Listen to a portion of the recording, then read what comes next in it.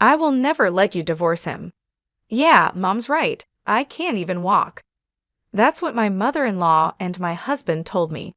I married my husband Liam because I loved him. Even though we are no longer lovers, I still care about him deeply as family. My mother-in-law was strict in some ways, but she never said anything unreasonable. My husband always defended me. Then one day, he had a big car accident and didn't wake up. While I was busy visiting my husband and dealing with the accident, I checked the driver's recorder. When I saw the footage, I was shocked. I knew I could never forgive my husband. Everything that had happened seemed like a lie. When he woke up and was in a wheelchair, I said goodbye to him. My name is Julie, a 37-year-old housewife. My husband Liam and I got married 5 years ago. I was depressed for a long time because my ex-boyfriend, who had promised to marry me, dumped me. I met my husband at a party my friends took me to because they were worried about me.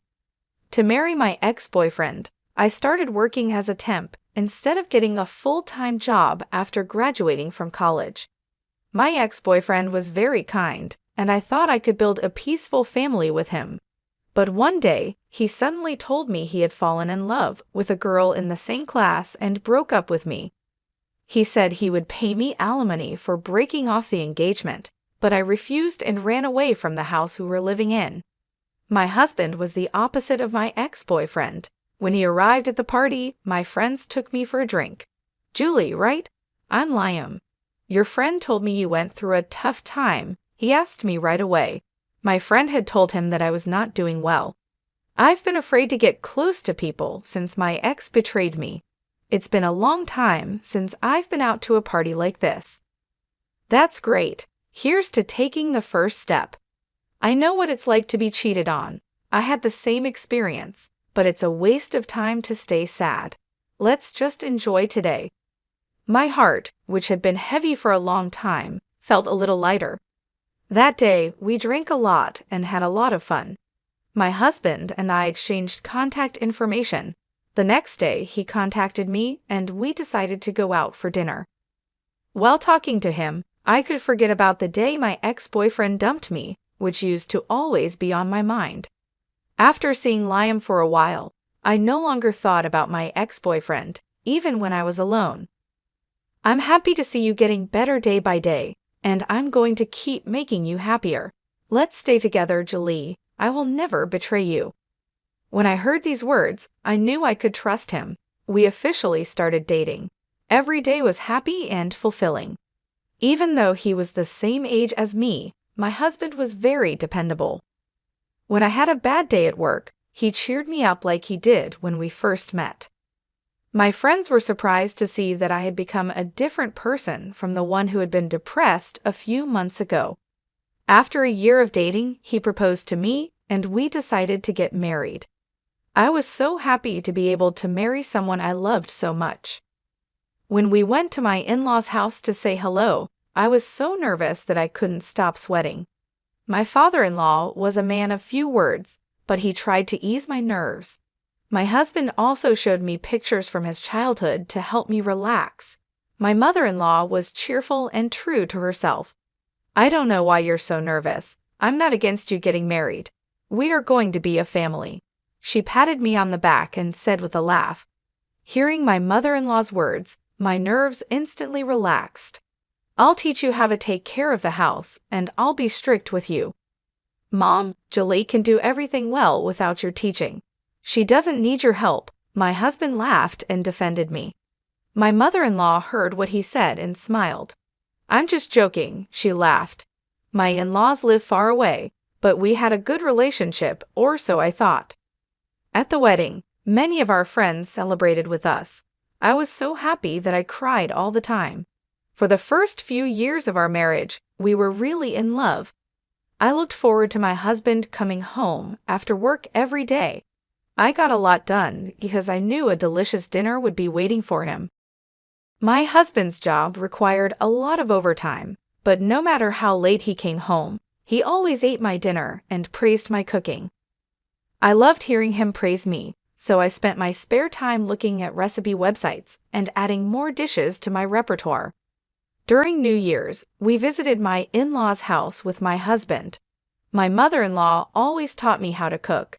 You should buy an Instant Pot. Try this meat. It's so tender, isn't it? Sometimes she was kind, but more often she was stern. What are you doing? You're wasting your time. You need to be smart about what you're doing.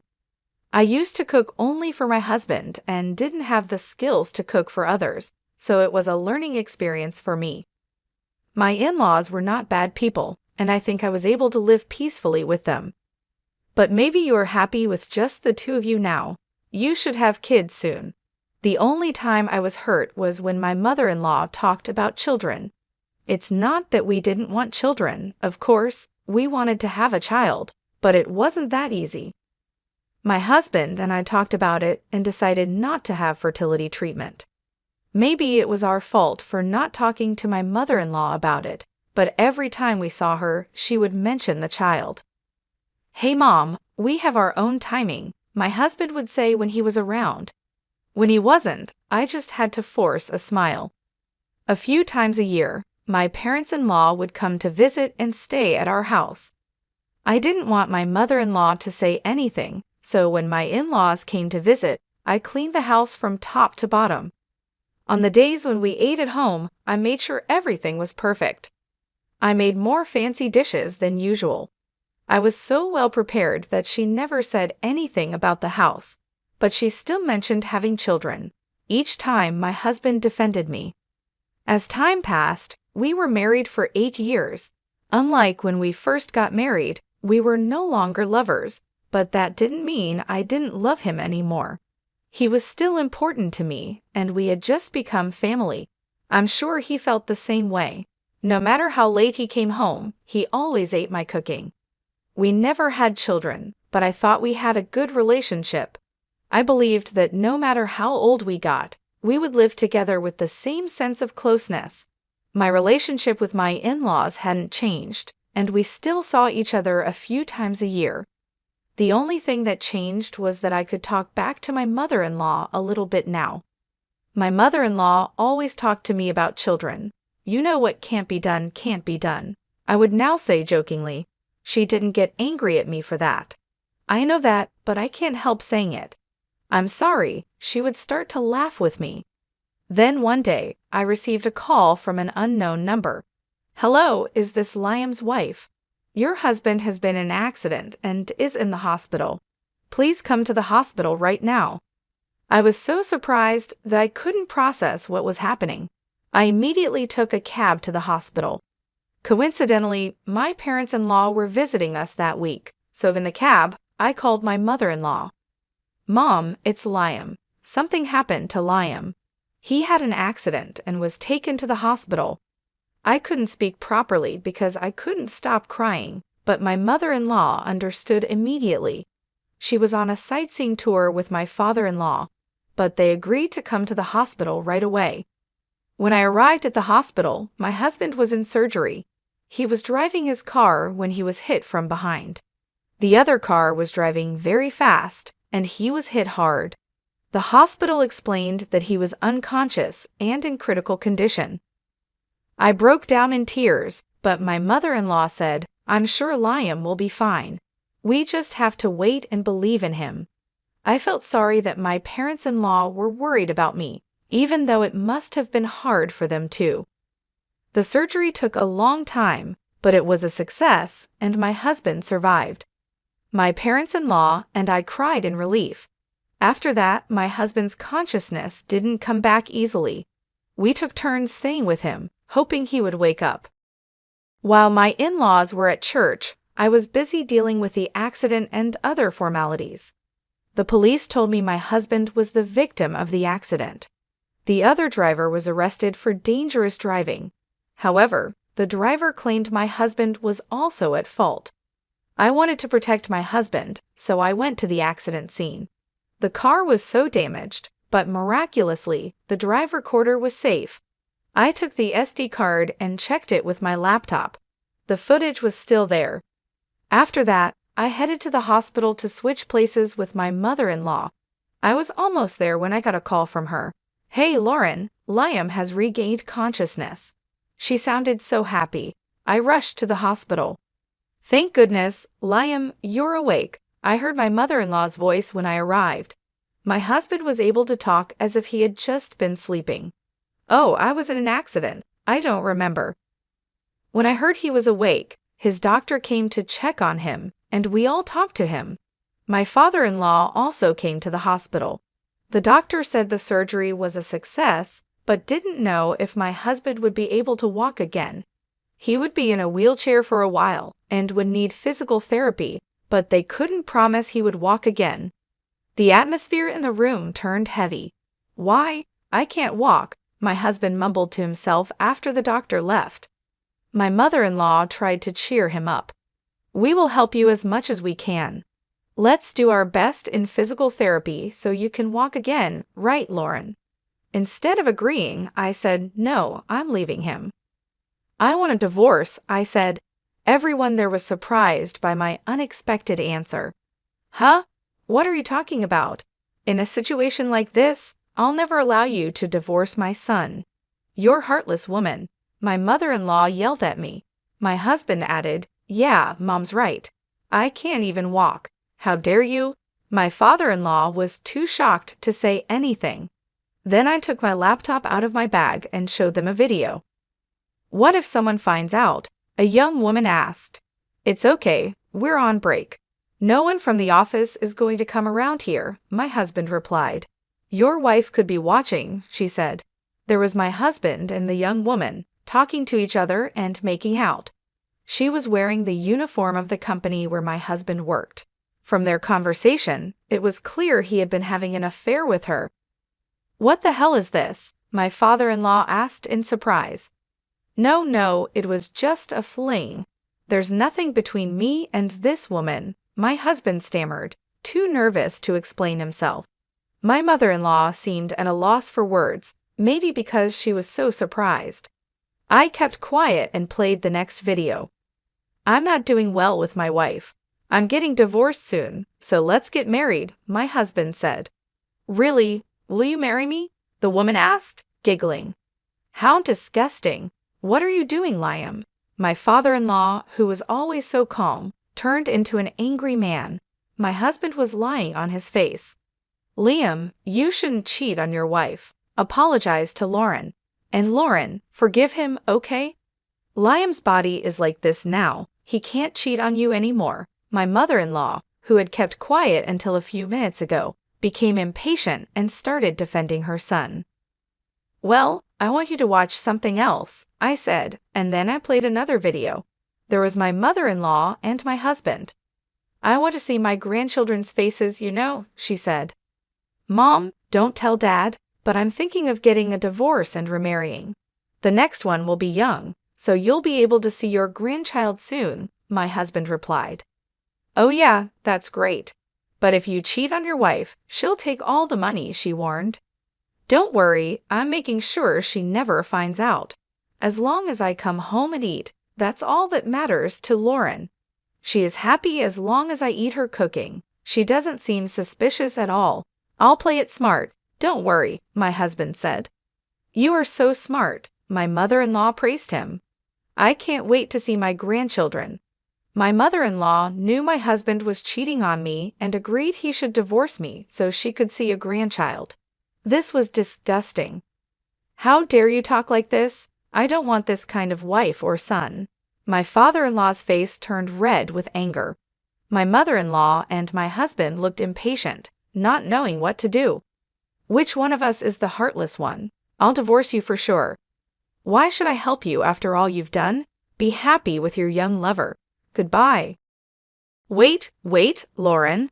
Ignoring my husband's voice, I left the hospital room. My father-in-law followed me. Lauren, I'm so sorry, he said, bowing deeply. It's not your fault. Thank you for everything. Please tell him that my lawyer will be in touch with him. As I walked out of the hospital, the tears I had been holding back began to flow. I wondered how long I had been deceived. I didn't know, but now that I did, I was glad I could leave him. The divorce went through without a hitch. I got a lot of alimony. The other woman my husband cheated on me with was a receptionist at Liam's company. I was surprised to hear she was just 23. They used to meet on their lunch break a few blocks away from the office and then go back separately. The accident happened while my ex-husband was returning to the office alone. I was a little skeptical as to why he had an accident in his car while he was at work, but after hearing the story, it made sense. My lawyer told me that sometimes my ex-husband and his lover would take half a day off to visit her house. He was being very secretive, so I wouldn't find out. I don't think he thought it would come out this way, and because their affair had become a rumor within the company, he had to quit his job. The woman he had an affair with also had to quit. She was young and had no savings, and had to borrow money to pay the alimony. At the same time, we divorced. My parents-in-law also divorced. My father-in-law couldn't forgive my mother-in-law either. I was surprised when I heard from my father-in-law about the news. My mother-in-law had rented a small apartment and was living with my ex-husband after he got out of the hospital. They couldn't afford to rent a handicap-accessible house because they had no money left after paying the alimony.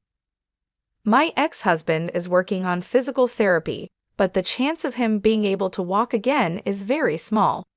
His young lover left him when she realized he might never walk again. She didn't want to be tied down to someone who couldn't walk, so she decided to leave him and move on with her life. This left him even more devastated, adding to the emotional toll of his physical condition. I've been living alone for a while now. At first, it was hard to adjust to the quiet and the loneliness, but over time, I started to find peace in my own company. I started to enjoy the freedom of making my own decisions and living life on my own terms. I redecorated my home to reflect my tastes and started new hobbies that I had always wanted to try but never had the time for. I've decided to make a fresh start and focus on my career. I am studying to be a certified public accountant. It's a lot of hard work, but I am determined to succeed. I spend hours each day studying, taking online courses, and preparing for exams. If I get certified, I might be able to get a permanent job through a friend's introduction. This could be a great opportunity for me to build a stable and rewarding career. I am looking forward to this new chapter of my life. I feel hopeful and excited about the future. I have learned a lot from my past experiences, and I am determined to make the most of the opportunities that come my way. I will make sure to enjoy every minute of this new journey. I will focus on my personal growth, my career, and my happiness. This is my time to shine, and I am ready to embrace it fully. In addition to studying, I have been taking better care of myself. I joined a gym and started working out regularly. I found that exercise not only improved my physical health, but also boosted my mood and helped me manage stress. I also started eating healthier, cooking nutritious meals for myself, and even trying out new recipes. I reconnected with old friends and made new ones. I joined a few social groups and clubs related to my interests, which helped me meet people who shared my passions. These new connections have been incredibly supportive and have made me feel less alone. I've also been volunteering in my community. Giving back has been a rewarding experience and has given me a sense of purpose. I've helped out at local shelters, participated in community cleanups, and even started tutoring children in math, which has been both challenging and fulfilling. Throughout this journey, I've been journaling my thoughts and experiences. Writing has been therapeutic and has helped me process my emotions and reflect on my growth. Looking back on my entries, I can see how far I've come and how much stronger I've become. I am grateful for the support of my friends and family during this time. They have been my rock, providing encouragement and love when I needed it the most. Their belief in me has helped me believe in myself. As I move forward, I am excited about the possibilities that lie ahead. I know there will be challenges, but I am confident in my ability to overcome them. I am focused on building a bright future for myself, one filled with joy, success, and fulfillment. This new chapter of my life is a testament to my resilience and strength. I am proud of the person I am becoming and look forward to the adventures and opportunities that await. I will make sure to cherish every moment and live my life to the fullest.